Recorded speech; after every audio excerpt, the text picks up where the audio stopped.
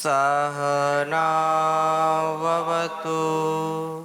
सहनो भुनक्तु सह वीर्यं करवावहै तेजस्विनावधीतमस्तु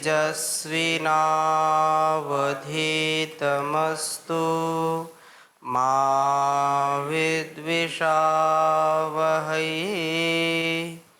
ओम शांति शांति शांति।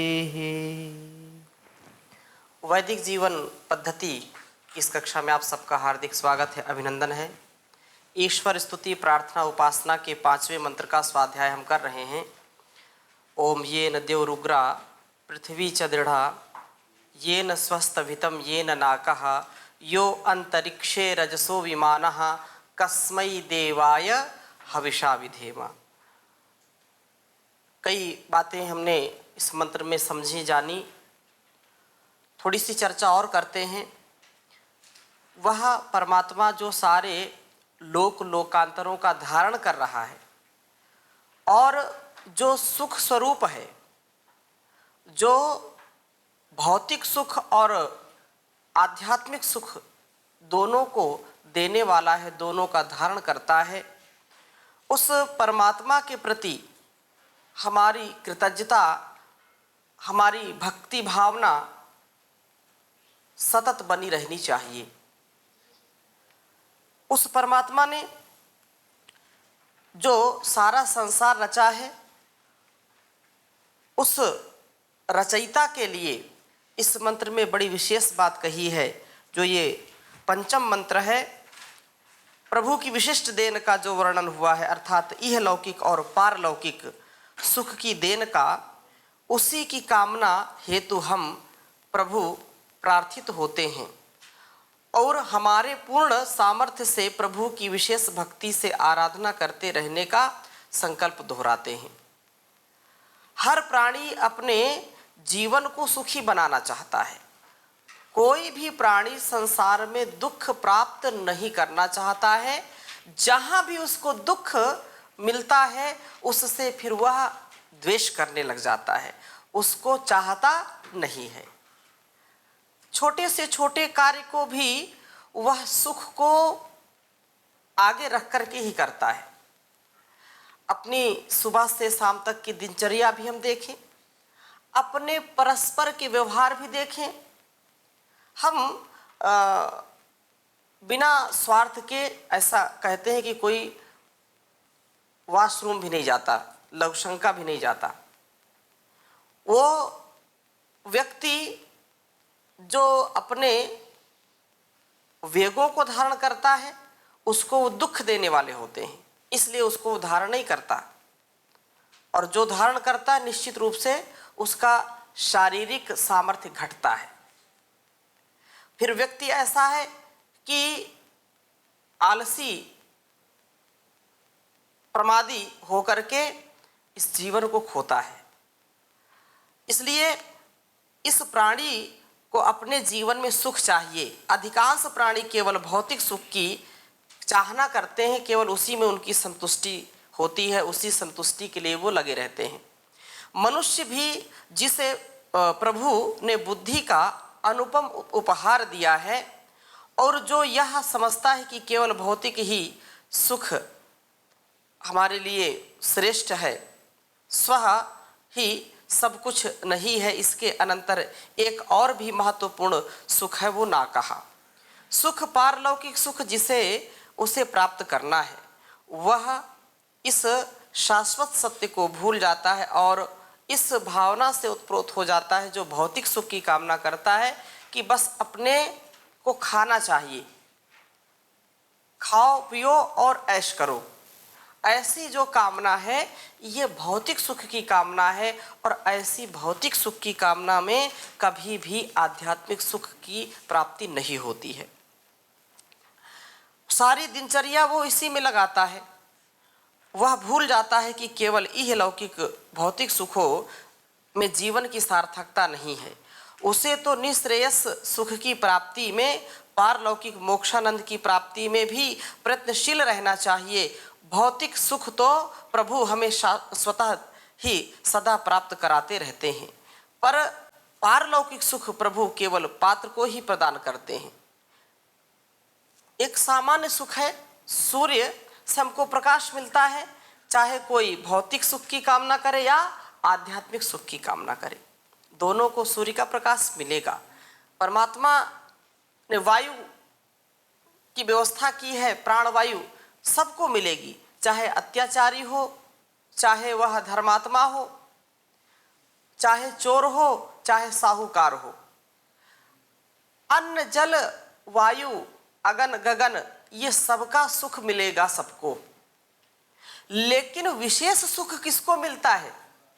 विशेष सुख उसी को मिलता है, विशेष कृपा पात्र वही व्यक्ति बनता है जो परमात्मा की विशेष भक्ति करता है। ऐसे सामान्य तो सुख मिलेंगे उसको जो लोक में बना रखा है, लेकिन विशेष सुख उसको परमात्मा देता है जो उसकी आज्ञा का पालन करता है। अपने मन से, वाणी से और कर्म से, स्वभाव से, सुसंस्कार से वैसी आज्ञा का पालन करके अपने जीवन को दिव्य बना करके दिव्य कर्मों को जो अर्पित करता है परमात्मा के समक्ष, अहंकार को त्याग करके, वही व्यक्ति उस सुख को, उस मोक्षानंद की प्राप्ति का आनंद प्राप्त कर सकता है। भौतिक सुख तो प्रभु जो है सतत हमको बांटते ही रहते हैं।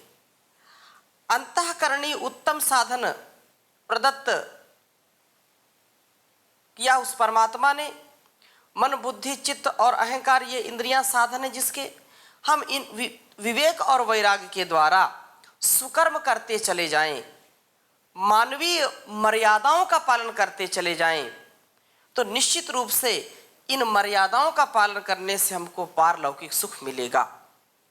मानवीय मानवता का पालन नहीं करेंगे, मानवीय जो मर्यादा है उसका पालन नहीं करेंगे, प्रकृति से छेड़छाड़ करेंगे, पशु पक्षियों से अनधिकारित जो है रूप से यदि हम परमात्मा के द्वारा बनाए गए विधान को नहीं मानेंगे तो निश्चित रूप से दुख मिलेगा। हम दुख के अधिकारी बनेंगे, सुख के अधिकारी कभी नहीं बन सकते हैं। इसलिए उस परमात्मा की हम विशेष भक्ति करें और अधिकांश भौतिक सुख प्रभु हमें भौतिक संसाधनों के द्वारा दे ही देते हैं। यह साधन है विभिन्न खगोलीय पिंड, वातावरणीय भौतिक तत्व पिंडों में, जैसे मंत्र में कहा द्यौ रुग्रा पृथ्वी च दृढ़ा। ये जो उग्र रूप, तीक्ष्ण तेज, ताप व प्रकाश युक्त सूर्य ही प्रमुख है, जो प्रभु प्रदत्त इन गुणों से परिपूर्ण, गुणवत्ता से सारे स्थावर व चेतन जगत का जीवन आधार बना हुआ है और अपने सौर मंडल के सारे उपग्रहों का आधार बना हुआ है। इसी की जो है शक्ति से, इसी के आकर्षण से सारे पिंड अपने कक्ष से, अपने व्यवस्था से, अपने परिधि से इधर उधर नहीं जाते हैं, वो इसके अनुशासन को पूरा मानते हैं। इसी कारण रात दिन होते हैं, मास वर्ष होते हैं, सर्दी गर्मी बरसात होती है, हेमंत बसंत आदि ऋतुएं होती हैं। इसी के कारण वनस्पति जगत पनपता है, विभिन्न खाद्य पदार्थों की उत्पत्ति होती है, अलग अलग सब वनस्पतियों का रस हमको मिलता है, अलग अलग फलों का रसास्वादन करते हैं। एक ही खेत में, एक ही मिट्टी में उत्पन्न गन्ना, एक ही स्थान पर मिर्ची, एक स्थान पर नीम, एक स्थान पर कदली फल, केला, बैंगन, जो जो पदार्थ 100 प्रकार की वैरायटी आप एक ही खेत में लगा दीजिए और एक जैसी खाद पानी दीजिए, एक जैसी निराई गुड़ाई करिए, उनका कभी भी मर्यादा का वो उल्लंघन नहीं करेंगे। ऐसा नहीं कि गन्ने से मिर्च की तीखा जो है उसमें तीखापन आ जाए और गन्ने का मिठास मिर्च में चला जाए। ऐसा नहीं हो सकता कि उसमें नींबू है और उसी में केला है तो नींबू की खटास केले में चली जाए और केला का मिठास नींबू में चला जाए। ऐसा होता नहीं। क्यों? क्योंकि उस परमात्मा ने ऐसी व्यवस्था कर रखी है, ऐसा उसने अनुशासन बनाया है, उस अनुशासन का पालन सब करते हैं, उससे कोई बच नहीं सकता है। उसी से घी मिलता है, उसी से दूध मिलता है, उसी से सारे इस जीवन की सामग्री हमको मिलती है। और वो कब मिलती है? जब उसका ये सब अनुशासन मानते हैं, अनुशासन पालन करते हैं। जल में तेली पदार्थ नहीं आएगा। यदि तेली पदार्थ आ जाए तो सारी वनस्पतियां जो सींचते हैं सब जल जाए, खराब हो जाए। जल का जो गुण है शीतलत्व, वो शीतलता ही देगा। अग्नि का गुण दे दिया ऊष्मा, उष्णता उसमें हो, गर्मी हो, तो उससे कभी भी शीतलता नहीं आएगी।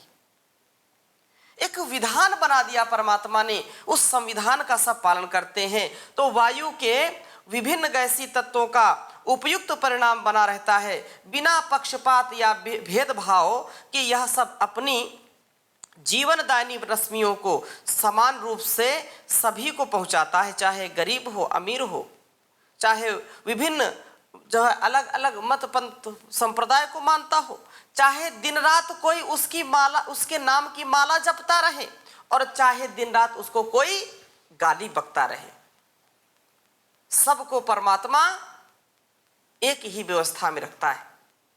ऐसा नहीं कि ये सुबह शाम मुझको गाली देता है तो इसको जो है प्राणवायु इसकी बंद कर दो, ये मुझको भला बुरा कहता है इसलिए इसकी जो है जो भी खाने की वस्तुएं हैं वो खा ना पाए, ऐसा वह करता नहीं है। उस जो भी इस संसार में आएगा उसको सामान्य रूप से वो सारी चीजें उपलब्ध होंगी, लेकिन विशेष भक्ति जब तक नहीं करेगा तब तक उसको विशेष उसकी जो है कृपा का प्रसाद उसको मिलेगा नहीं। ओम स्वामी जी। जी, जैसे अभी आप बता रहे थे भी किसी के कार्य में विविधान नहीं डालता ईश्वर। जी, शायद कुछ देखने में आता तो है, जैसे किसी को शुगर कर दिया, उसका काफी कुछ बंद हो गया। जी, जी, मतलब इसको हम समझते नहीं, मतलब ये करता तो है कुछ ना कुछ, मैसेज देता तो है। बिल्कुल ठीक आपने कहा है। वो उसके अति का परिणाम है, जिसको शुगर हो गई है उसके अति का परिणाम है। वो इतना पहले ही उसने स्टोर कर रखा है जिससे उसको शुगर हो गया। दूसरी बात, हो सकता है कि उसके माता पिता से आ गई हो, तो उसके कर्मों का परिणाम है। अभी वर्तमान में आप खूब खाओगे, आपको कोई दिक्कत नहीं होगी, और जो शुगर वाला व्यक्ति है वो भी खाए, उसको क्या ईश्वर हाथ पकड़ता है क्या कि मत खाना? पकड़ता है क्या करके? नहीं पकड़ता। उस हमारे विवेक के ऊपर निर्भर करता है। ईश्वर ने जीव को स्वतंत्रता दे रखी है, ये स्वतंत्र है कार्य करने में। जो व्यक्ति जानता है कि ड्रिंकिंग करना, मद्यपान करना बहुत हानिकारक है, न इससे हमारा सुख, परिवार का सुख मिलेगा, न शरीर का सुख मिलेगा, न समाज का सुख मिलेगा, सम्मान घटेगा, लेकिन लोग उसको पीते हैं। तो परमात्मा मना करता है क्या इसको मत पियो? ईश्वर ने भी जो है कोई ऐसी आज्ञा नहीं दे रखी कि खूब पियो, मद्यपान के लिए निषेध कर रखा है, लेकिन लोग पीते हैं, मना नहीं है। लेकिन उसके परिणाम को भोगने के लिए भी आप तैयार रहिए। आपको स्वतंत्रता है, आप चाहे कांटे बोइए, बबूल बोइए, और चाहे आम और केले के पेड़ लगाइए या उनके बीज बोइए, लेकिन फसल काटने के लिए, फल खाने के लिए आपको तैयार रहना पड़ेगा। तो जो आपने उदाहरण दिया कि वो नहीं खा पाते हैं, तो उनके कारण होता है ये कर्म का प्रधान, कर्म प्रधान है, और कर्म जैसा करेंगे उसको वैसा फल मिलेगा। लेकिन कर्म करते समय ईश्वर आपको टोकेगा नहीं, रोकेगा नहीं। जो उसकी आत्म प्रेरणा को समझते हैं, ऐसे मतलब हाथ नहीं पकड़ेगा, अंदर से आवाज आती है, उसकी प्रेरणा हमको जो हमेशा मिलती रहती है कि ये काम गलत है। भय, शोक, लज्जा आती है कि ये कार्य नहीं है। लेकिन फिर भी हठ, दुराग्रह में, स्वार्थ में, अज्ञानता में, अविवेक पूर्ण व्यवहार में, आसक्ति में व्यक्ति उस कार्य को करता है। ईश्वर तो पहले बताता है, फिर क्या है, आत्मा उसकी, जब उसकी परमात्मा की आज्ञा आत्म प्रेरणा के रूप में हमको मिलती है और हम बार बार नहीं मानते, तो हमारा स्वभाव ऐसा हो जाता है कि उसकी आत्म प्रेरणा, जो प्रेरणा हमारे अंदर देता है, वो फिर हम सुनते नहीं हैं। लेकिन जो धर्मात्मा होता है, जो उस परमात्मा की विशेष भक्ति करता है, उसकी आज्ञा का पालन करता है, वो गलत कार्य करने में डरता है, 100 बार सोचता है, और उसकी आत्मा जैसी जो है उसको स्वीकृति देती है वैसा वो करता है।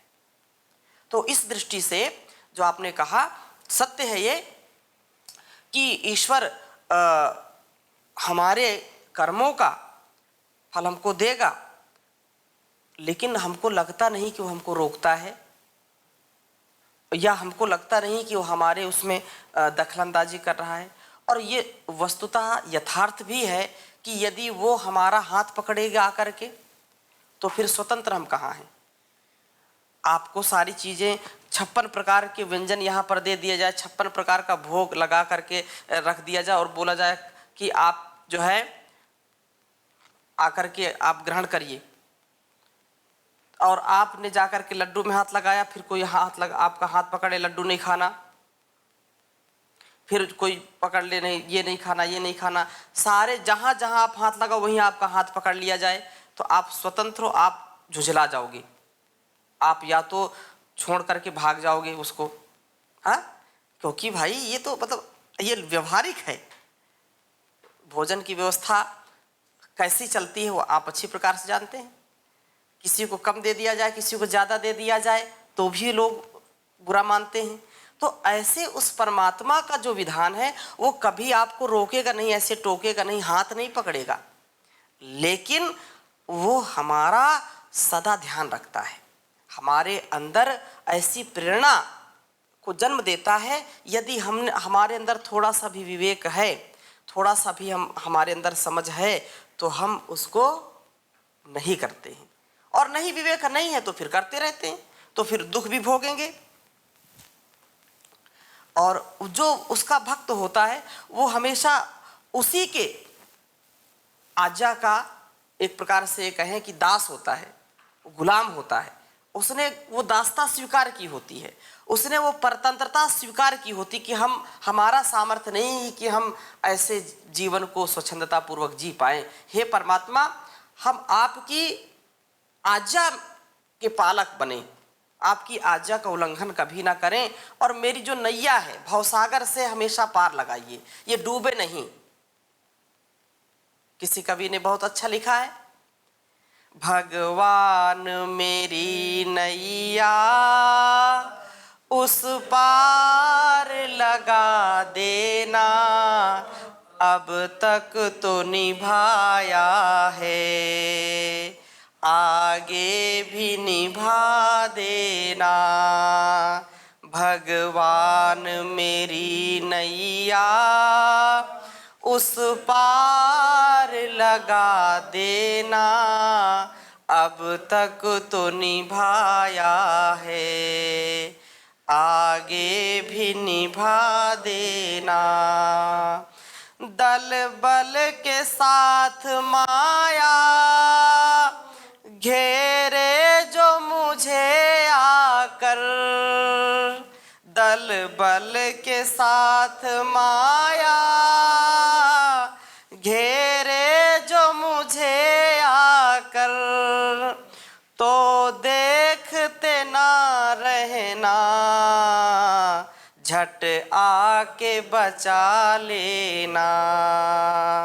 भगवान मेरी नैया उस पार लगा देना, अब तक तो बचाया है, आगे भी निभा देना।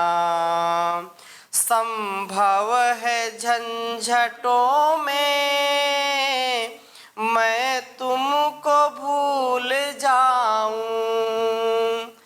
संभव है झंझटों में मैं तुमको भूल जाऊं, पर नाथ कहीं तुम भी मुझको न भुला देना। भगवान मेरी नैया उस पार लगा देना, अब तक तो निभाया है, आगे भी निभा देना। तो हम परमात्मा की जब शरणागति को प्राप्त होते हैं तो हमारा वो बिल्कुल ध्यान रखता है और हमको कभी भी अकेला छोड़ता नहीं है। तो यही बात यहाँ है कि वह परमात्मा कितना महान है, कितना सुख का वो साधन हमको दिया हुआ है, यह लौकिक और पारलौकिक उसने हमको प्रदान किया है। दूसरा महत्वपूर्ण यह है कि हमारी यह पृथ्वी जिस पर हम वास करते हैं, प्रारंभिक अवस्था में यह दलदली थी, प्रभु ने ही इसे हमारे लिए बिल्कुल दृढ़ किया है, अर्थात इसकी सतह को ठोस बनाया। फिर प्रभु ने इस पर प्रचुर मात्रा में जल बरसाया, जिससे यह ठंडी हुई समुद्र आदि जल स्रोतों का निर्माण किया, उर्वरा इसको बनाया। भांति भांति के खाद्यान्नों की उत्पत्ति की, जिससे हमारा जीवन निर्वाह हो रहा है। भूमि के भीतरी भाग में प्रभु ने भांति भांति के बहुमूल्य रासायनिक पदार्थों, धातुओं, रत्नों को निर्मित किया, जो हमारे उद्योग और व्यवसाय में कार्य आते हैं। पृथ्वी के अनंतर प्रभु ने पृथ्वी ही का जो उपग्रह है, जो चंद्रमा बनाया, जैसा मंत्र में कहा, येन देवरुग्रा पृथ्वी च दृढ़ा। तो वह परमात्मा चंद्रमा का निर्माण किया और जिससे कृष्ण पक्ष और शुक्ल पक्ष आदि होते हैं। वनस्पतियों में रसोत्पादन होता है, फल फूल कंद मूल ठीक से रस युक्त होते हैं तथा ज्वार भाटा उबरता है, जिससे समुद्र का कुछ अंशों में विडोलन होता है, गैसीय सम्मिश्रण ठीक से हो पाता है और अलग अलग प्रकार से अलग अलग घटनाएं घटती हैं सूर्य चंद्र के कारण। यदि सूर्य चंद्र ना हो तो हमारी पृथ्वी पूर्ण रूप से विकसित नहीं हो सकती है, हमारा जो जीवन है वो ठीक से विकसित नहीं हो सकता है। चंद्रमा के अनंतर अंतरिक्षे रजसो विमानः, अंतरिक्ष में अन्य कई पिंड हैं जो पक्षियों की भांति विशेष यान से विचरण कर रहे हैं, जैसे उल्काएं हैं, निहारिकाएं हैं, जो आकाश गंगाएं हैं, वो धूमकेतु आदि जो अपने अपने ढंग से खगोलीय पिंडों के पारस्परिक आकर्षणीय संतुलन में बने रहते हैं, कभी भी उनमें असंतुलन नहीं आता है, यथासाध्य योगदान वो देते हैं इस सृष्टि व्यवस्था में। कुछ अंशों तक सूर्य की घातक रश्मियों को भी परावर्तित करते रहने की भूमिका निभाते हैं। इनके अनंतर अनेक अनेक ऐसे भौतिक तत्व हैं, जैसे अग्नि, जल, वायु, प्रकाश आदि, जो हमें निरंतर अतुल भौतिक सुख प्राप्त करा रहे हैं। यह सब नैसर्गिक भौतिक सुख सुविधा की व्यवस्था उस परमात्मा के द्वारा ही बनाई गई है, उसके बिना ये हो नहीं सकता है। इस प्रकार जहाँ हम प्रभु के अनुग्रह से इस सारे सांसारिक सुख का भोग कर रहे हैं, सांसारिक इस लोक का आनंद भोग रहे हैं, सुख सामान्य रूप से निशुल्क भोग रहे हैं, वहाँ एक और भी अधिक महत्व का सुख है, जिसको नाका कहा, ये न नाका, अर्थात दुख रहित मोक्ष आनंद का सुख, जिससे प्राप्त करने का हमारा प्रमुख ध्येय है और ये होना चाहिए। प्रभु केवल पात्रों को ही यह सामर्थ्य प्रदान करता है कि वो मुक्ति का आनंद ले सकें, मोक्ष रूप सुख का आनंद ले सकें। इसी की प्राप्ति के लिए विवेकशील विद्वान मनीषी मुमुक्षी लोग, योगी जन, साधक जन सदा प्रयत्नशील रहते हैं।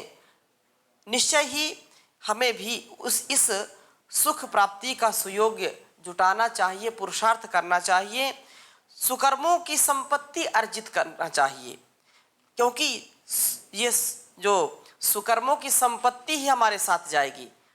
यदि सुकर्म नहीं करेंगे, कुकर्म करेंगे तो बुराई जाएगी, और बुराई जाना ले जाना साथ में इसका तात्पर्य यह है कि कुकर सूकर बनना अर्थात कुत्ते बिल्ली घोड़े गधे बनना, ये फिर हम जीवन के कुचक्र में पड़ते रहेंगे, जन्मना और मरना। इसलिए कहा कि संसार में आए हैं तो हम कुछ करें, जीवन को दिव्य बनाएं, बुराई लेकर के ना जाएं। दिव्य जीवन मिला है तो दिव्यता से जिए, मलिनता से नहीं। करना सेवा सत्कार, करना दूसरों से प्यार, लेके जग से बुराई मत जाना रे, ओ लेके जग से बुराई मत जाना रे। बंदे कभी करना ना मन मानी, बंदे कभी बनना ना अभिमानी।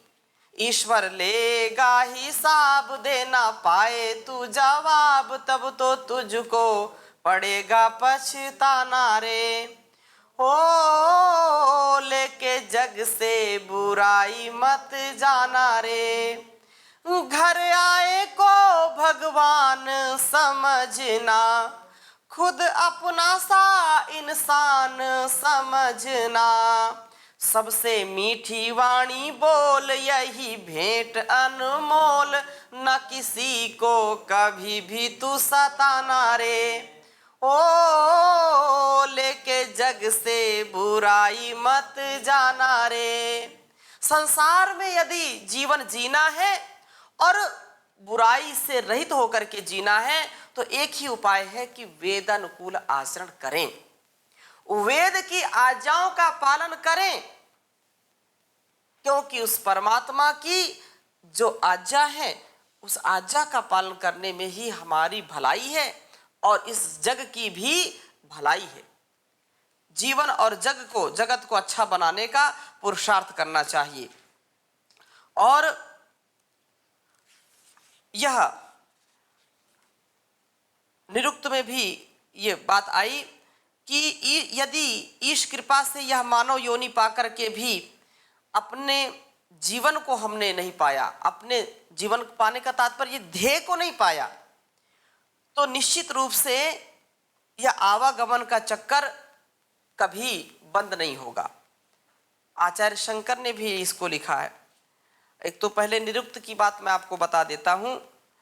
मृतश्चाहम पुनर्जातो जातश्चाहम पुनर्मृतः नाना योनि सहस्राणि मया यान्युसितानि वै आहारा विविधा भुक्तः पीता नाना विधा स्तनाः मातरो विविधा दृष्टा पितरः सुहृदस्तथा आवांगमुखा पीड्यमानो जंतुश्चैव समान्वितः सांख्यम योगम समस्यन्ते पुरुषम वा पंचविंशकम। ये बहुत सारी बातें इसमें गिनाई कि मैं मरा और फिर पैदा हुआ, मैं पैदा हुआ और फिर जवान हुआ, फिर मरा। ये सारा नाना प्रकार से जो जीवन का चक्र है वो चलता ही रहा।